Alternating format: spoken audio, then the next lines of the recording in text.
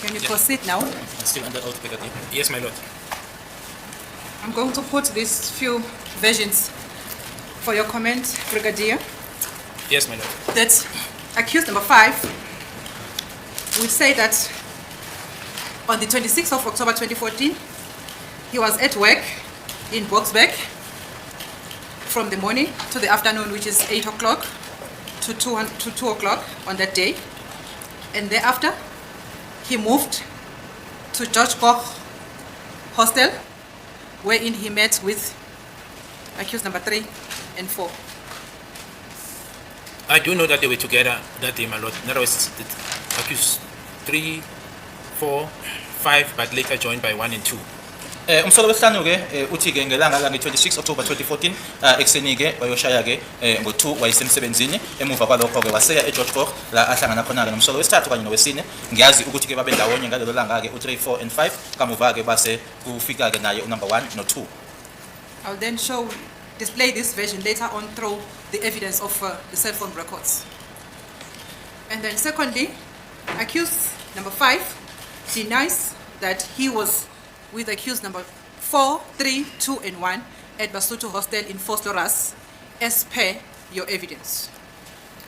No, but that will be not correct, my lord, because my evidence is based on the investigation, on the outcome of the investigation, and I've referred to the statement of Constable Zungu, I've referred to the statement of Kwabeni, the people who saw, in particular, accused 5 there with the vehicle that he was driving. Umsolo wesihlanu ke uzothi ke akulona ke iqiniso ukuthi yena ke wayesebasuthu hostel nomsolo wesine wesithathu owesibili kanye nowokuqala kodwa ke lokho ke akulona ke ngazo i26 October 2014 akulona iqiniso ngishilo ke ukuthi ke ubufakazi ke bukhombile noma buyakhomba ke ukuthi ke ngempela ke wayelapho umsolo wesihlanu ebasuthu hostel kulumile ngaye usifise Kwabeni uZungu kanye naye ke uConstable uZungu. Such, my lord, is further mentioned on exhibit HH and JJ by accused number 2 himself. Lokho okunye futhi lokho ke kuyaphinda kuyashiwo ke uyena ke umsolo wesibini kulamazibithi ke uHH kanye noJJ. Accused number 5 will further, can I proceed, my lord? Thank you, my lord. Will further tell this court that he never drove a Polo, which has been described by yourself on the 26th of October at Basotho Hostel in Vosloorus. Why did you say it has been described by himself? Is that the evidence?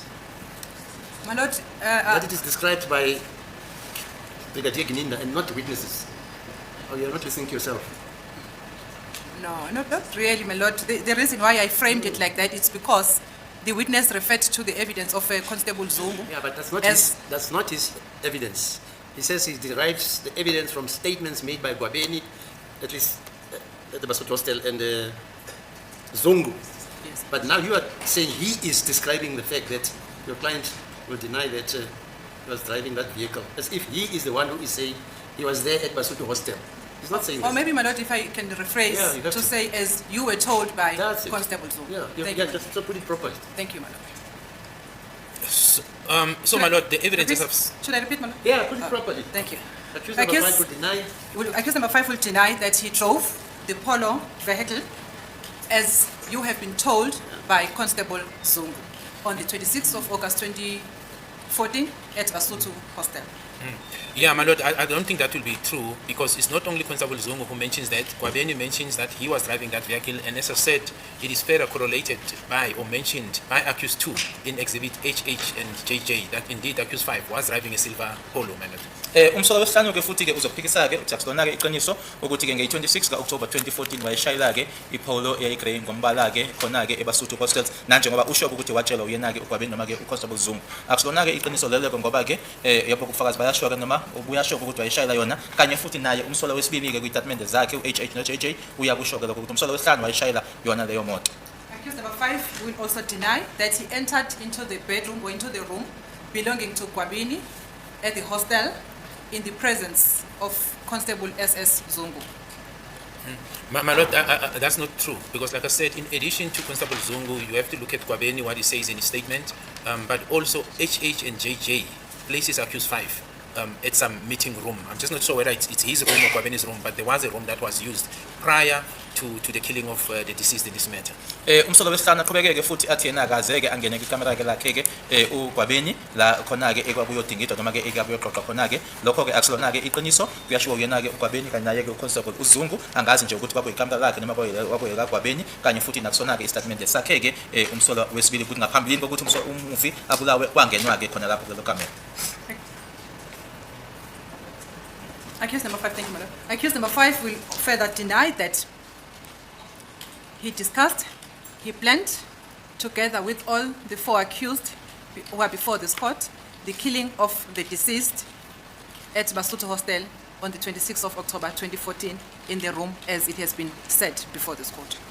My lord, that's not what the evidence revealed. The evidence revealed that there was a meeting on the 26th of October 2014 at the hostel. That's where the coming together of the accused is picked up. They left together. The deceased was then killed. They went back to the said hostel. You find it, like I said, my lord, in Exhibit HH and JJ. You find that also in supporting statements. What you also find, my lord, is that in Exhibit JJ, allegations are made that the trigger point of this whole thing is Miss Kelly Kumalo. In support of that, you then find the communication that was picked up by the cell phone analyst with regard to the calls that were made on the 2nd of August 2014 that links now accused 5 to Ms. Kelly Kumalo, and the 15th of August 2014. So the last call of the 15th of October, my apologies, my lord, the second call of the 15th of October 2014, it's about 11 days before. That is the one that we could account for. It's 11 days before the incident took place.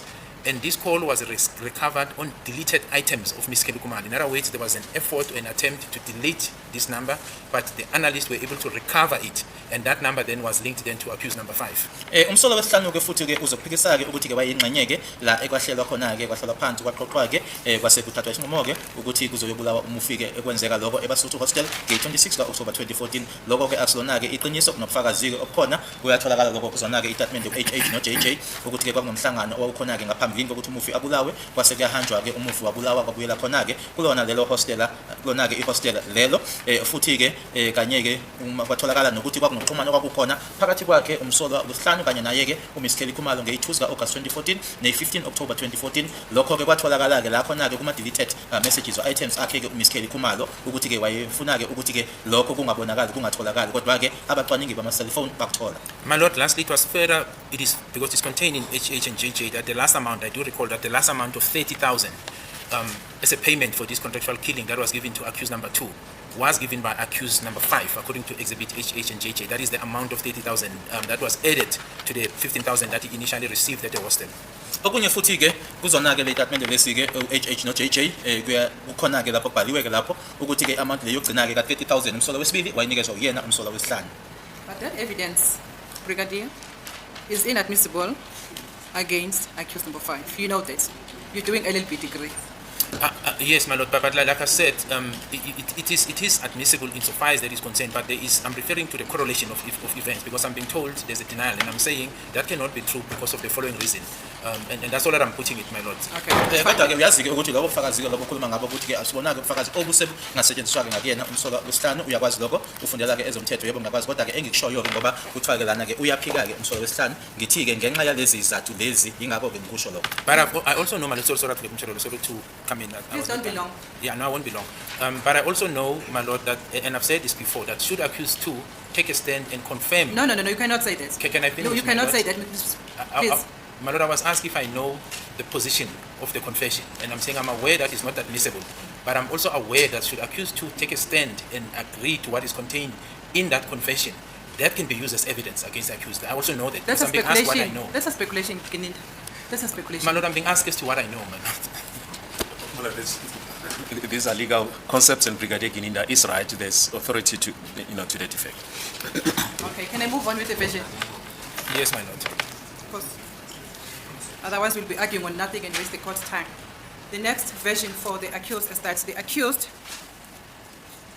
will deny that he ever drove the Polo motor vehicle, as referred to, on the 26th of October 2014 to the crime scene, which is at Fosloras, Kutlanong Street, when the incident took place in this matter.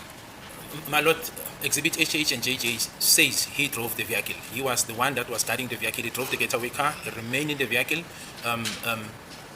when the incident was committed and he drove the vehicle back to Basotho Hostel.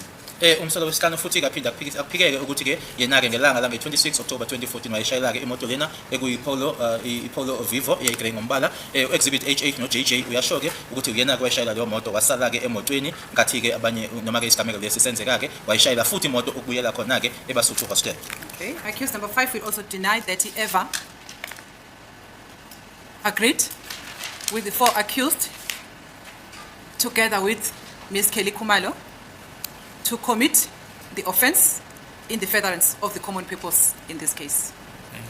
My Lord, like I said, the evidence in the docket says otherwise. The first part of Ms. Kelly Khumalo, there is communication links on those dates that indeed he spoke to Ms. Kelly Khumalo. The accused, all of them, this is now accused 5 with the other 4 accused, are placed at Basotho Hostel, my Lord, by the witnesses I've referred to, Zungu, Kwabeni, and in addition, what is contained in the 2 exhibits, prior to the commission of this offense, they left together with that understanding that they are going to kill the deceased. It was discussed at the hostel. There was a clear understanding that when they are going there, the deceased will be killed. They departed. There was a struggle. Indeed, the deceased was shot. They came back, my Lord. When they came back, it is contained also in the statements that accused number 1 was the first to announce in the celebration that they've heard that the deceased has been killed. It is contained in the evidence, my Lord, in the statements, and in the statement of Zungu, Zungu being Kwabeni now, where assertions are made that he was even shocked because it was before they could hear this thing on the news that now Senzo Meiwa has been killed. So that assertion will not be correct, my Lord. Angeke kube lona-ke iqiniso uma ethi-ke akazange-ke ahlanganyeleke nemabendawonye nabanye abasolwa-ke abawu-4 futhi-ke babemqondo munye-ke ukuthi-ke kanye behlanganisa naye-ke uMs Kelly Khumalo ukuthi kuzobulawa-ke yena-ke umufi. Lokho akusilona-ke iqiniso ngoba yena-ke uZungu uGwabeni bayakusho-ke lokho ukuthi-ke babendawonye-ke khona laphayana ehostel kungaphambilini kokuthi-ke abulawe umufi. Uma behamba-ke besuka khona lapho beya la umufi aye khona-ke bahamba-ke bazi bonke ukuthi-ke la baya khona kuyobulawa yena-ke umufi kanye futhi-ke naye-ke u-HH kanye naye-ke uJJ kukhona-ke kuyatholakala khona lapho. Furthermore, accused number 5 will tell this court that he never received any money from Kelly Khumalo and he never paid any of the accused, or he never gave any money to any of the accused. That's not correct, my Lord. The statement, the evidence rather that is that we've got, and that's why I will refer specific to HH and JJ, is that accused 2 received the 30,000 at least, because that I recall, from accused number 5. And I've said, my Lord, that it will make no logic, I've said it yesterday, that if people are acting in common purpose, others will receive money and others will not receive money. Is that a speculation or is the evidence before this court that others received money and others did not receive? My Lord, I've said logic. I think that's how I phrase it, my Lord. I didn't say it's evidence before court. I said logic, to me at least, will dictate that if people act in common purpose and we have evidence that others receive money, it will not make sense, my Lord, that others will not receive. And I'm saying logic to me, my Lord. Futhi-ke umsola wesihlanu-ke uthi-ke yena-ke akazeke athole imali kuyena uKelly Khumalo nokuthi yena-ke anikezeke abasola noma-ke omunye abasolwa-ke imali. Lokho-ke akusona-ke iqiniso ngoba lokho kukhona-ke kuyena-ke exhibit HH ukuthi-ke umsola wesibili la asho khona-ke ukuthi ngiyazi-ke khulumile ngawo 30,000 awuthola kuyena-ke umsolwa wesihlanu. Futhi-ke ngishilo izolo-ke ngathi-ke angeke kube yinto-ke uma uyilalele ezwakalayo-ke ukuthi abanye uma ukuthi abantu bahlangeneke noma bamqondo munye-ke ngokwenza into ukuthi abanye bakhokhelwe base abanye bengakhokhelwa. Unfortunately, Brigadier, that logic is not the evidence before this court. But my Lord, I thought the 2 confessions were admitted by the court, and if they are, it is contained there that accused 2 received the 30,000 from accused number 5. It's contained in exhibit HH and JJ. Kodwa-ke ngikwazi ukuthi itatimende embili-ke inkantolo-ke izamukeleke nanjengobufakazi-ke ngaphambi kwayo futhi-ke lokho-ke kubhaliwe khona lapho kule itatimende u-HH no-JJ ukuthi-ke umsolo wesibili wathola-ke 30,000 kuyena umsolo wesihlanu. Thank you, Brigadier. Can you go to exhibit S, photo number 17? You have already been referred to that picture, but I just want to confirm one thing with you as the lead and senior investigator in this matter. Yes, my Lord. From the look of buildings that are depicted in that picture, accused number 5 says that is where he met with accused number 3, and that place is not Basotho Hostel in Vosloorus, but it is George Koch Hostel in Johannesburg. Do you have any comment?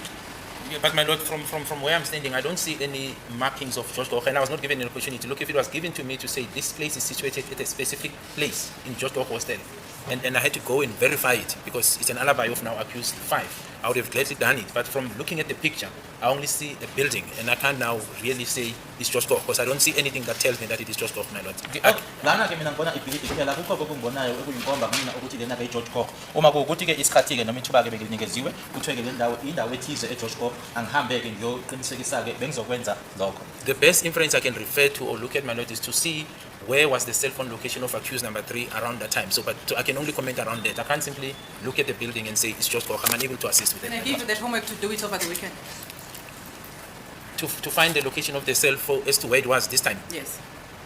My lord, I can, but the difficulty I'm going to have is that when you look at the cell phone records in terms of the time that you find, which is an open account, from what I've heard when I received the report from Colonel Stein, is that there's a time difference because these are downloads. It's not actually the time that is depicted in real times. In other words, in the records you'll get a real time timing that will be documented. Here, when you look at the downloads, there's a 2-hour difference. I just don't know how it works, so I don't want to come now and give a wrong assertion to the court. But if one is to look at the real-time section 205, so I will be able to say that around this time, on the real time, this is where the phone was. But it doesn't necessarily mean that it corresponds with the downloads, my lord, because I do know that there's a different issue, my lord. Sorry, who have shown on that picture for the court's records? It's accused number 3 on the left, my lord, No, I'm and asking accused... Advocate Mshololo. Oh, My lord, my God. it's accused number 5 and accused number 3. Accused number 5 and accused number 3. number 3. Yes, my lord, the accused version is that the picture depicted there is the building of a George Koch hostel in Johannesburg. Then my question to the witness, although he has gone far and far away, I just said, ask, can you confirm if that picture depicted there is that one of George Koch or that one of Basotho hostel? And I'm asking that with due respect. Who are you asking? The witness, my lord. Is it proper? My lord, No, I'm just asking, is it proper? it is proper, my lord, because he is the Okay, investigating just officer. listen to me. Yes, When he comes and contradicts that, what are you going to say? Are you with me? yes, my lord. Yeah, as long as you've heard me. But I'm entitled. No, you've heard me, fine. If you want to go and ask him to do whatever, fine. That's your risk. Your client's risk. Can I proceed? Yes. Thank you. Mr. UGininda, my question to you, if you can be able to respond. If you cannot be able to respond, let's move on and not waste the court's time. Because I just want to get the confirmation as the investigating officer. If you were not the investigating officer, I thought maybe you had an opportunity to look at the evidence that is contained in your docket. That's why I'm asking this question. And there is no harm if we have not searched or if we have not confirmed and you just say, no, I cannot confirm which area it's that. My lord, that's what I said, my lord, that looking at the picture, I'm Yes. unable to say say this it. is George Koch or Basotho because I will need more evidence to say that, my lord. Yes, On the yeah. picture itself, I can't say it, my lord. Uma ngibheke nje isithombe kuphela ke akukho ke ongangisilekelela umsizi ukuthi ngisho ukuthi iyona iGeorge Koch noma ke akusiyona iBasotho.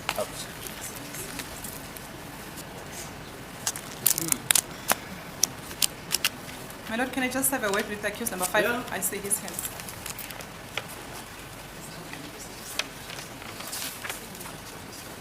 Sorry, so that picture is picture number what? Number 17. 17. At what time was it taken, if it shows there? My lord, can I come and respond on this?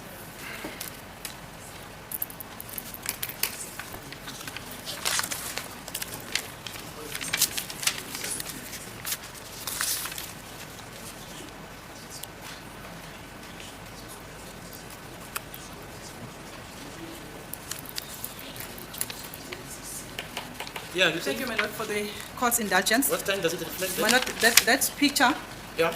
was taken at 1700 hours, 28 minutes, 39 seconds. 39 seconds. 39 seconds, yes. Okay.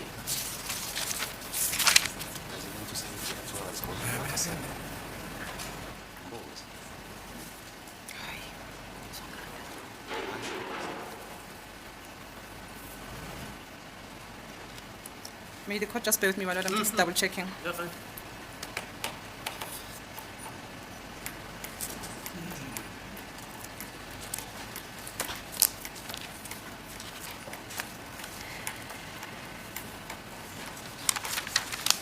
Thank you, my lord. Can I move on now? I'm done with the versions, my lord. Yeah, fine. Thank you. Brigadier, let's go to the transcript record, Doctor, of the 8th of September, 2023. My Lord, I would like to put questions to the witness regarding the Exhibit AA. Exhibit AA is the statement of Constable SS Zungu, my Lord, which was read into the record by Mr. Ramsipile during cross-examination, my Lord, on this date.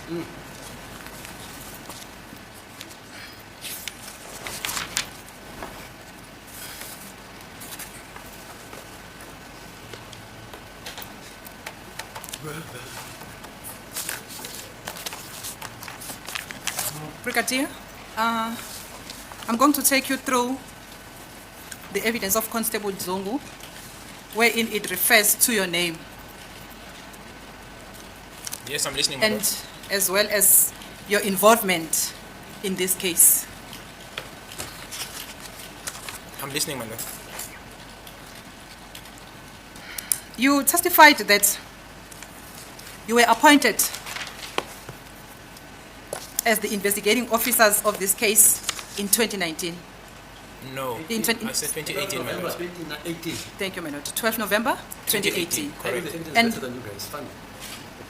And it was yourself, Warrant Officer Makubu, Lieutenant Colonel Buthelezi, and who was the fourth one? Lieutenant Colonel Ramohala. Ramohal.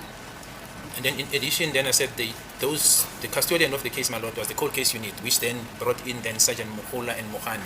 ngishilo-ke ukuthi nge-12 November 2018 ngaqokwa-ke ukuthi-ke phenye icala leli kwakuyimina warrant officer Makhubo, Lieutenant Colonel Buthelezi, Lieutenant Colonel Muhala, ngoba-ke i-case lena-ke yayingaphansi kwayo-ke i-cold case kwase kungena naye-ke uSergeant Mukhula noMohane. Okay. For how long did you investigate together this case, the four of you who were appointed to investigate this matter? The four of you, for how long did you work together, if you ever worked? If you can just clarify No, that aspect for me. It wasn't long, my lord, because by January 2019, when docket 375 was registered, the differences were there. So the cracks happened right at the beginning. As I've said, when we had to analyze and come with a view as to what happened, we differed from there, so things just didn't kick off on the right direction, my lord. But there were times when we engaged together, but it just went off, and then subsequently the docket 375 in January of 2019 was then registered, so things were worse by that time, my lord. Ingabe-ke kube isikhathi esingakanani-ke nisebenza noba u-4-ke ndawonye akubanga-ke isikhathi eside-ke lokho ngoJanuwari-ke ka-2019 uma-ke sekurejistarwa noma sekuvela-ke idokodo leli u-375-ke ila kwasekuveleke ukuthi-ke kukhona-ke ukungaboni ngasonye kwase kukhona-ke kodwa ngoJanuwari ka-2019 ila izinto-ke zayisengasinhle khona-ke. Okay. So as a result of the differences between the four of you, you then splitted, or you were then splitted? We move apart, my lord. There was no directive. As a lead investigator, I never said they must stop reporting to me. They just decided not to report, and then that is why I said even when a senior officer was appointed, it's a Brigadier Perumal, where he wanted to get both dockets so that he can advise the National Commission. I gave him this docket. There was a refusal on the other side, so it was a situation that I didn't have control on. So we just moved apart completely, my lord, up to today. Ngase-ke ningasebenzike ndawonye nihlukana-ke yebo-ke okwenzeka-ke ukuthi-ke nangesikhathi-ke manje sekukhona-ke uBrigadier Perumal okwakuyena-ke manje owayiyisenior-ke ngamnikeza-ke mina leli idokodo kodwa-ke ngakulolu uhlangothi abazange bamnikezeke asibanga ndawonye ukuthi isebenze ndawonye kuze kube manje. And the differences were about the evidence in this case. Yeah, so I'll sum it up like this, my lord, to say it was about whether they were intruders or no intruders. That's the part I dealt with. That based on the evidence that was contained in the docket, I was of the view that they were intruders, and then the other two members were of the view that they were no intruders. Lana esasihlukana khona-ke ngovo-ke kwakuwukuthi-ke ngokobufakazi khona-ke kwidokodo ukuthi babe khona yini abantu abangena kuya muzi ngelanga-ke lesigameko. Mina-ke angithi-ke yebo bakhona-ke babe laba ababili-ke ozwa kwethu bona-ke bethi cha akunabantu abangena. At the time when you split it, I'll take it that this team of yours only survived for 4 months, November, December, January, February, up to March, wherein you split it of the following year. My lord, there was no official splitting. As I said, there was no time where it was said on this date we must go a separate way. All I'm saying is that 12 November we get appointed, 2018. The first exercise is that we must read and analyze the docket. The difference starts there. But I'm saying now in 2019, when docket, in January, not even 4 months, just in January, when this docket 375 was raised, because I was not even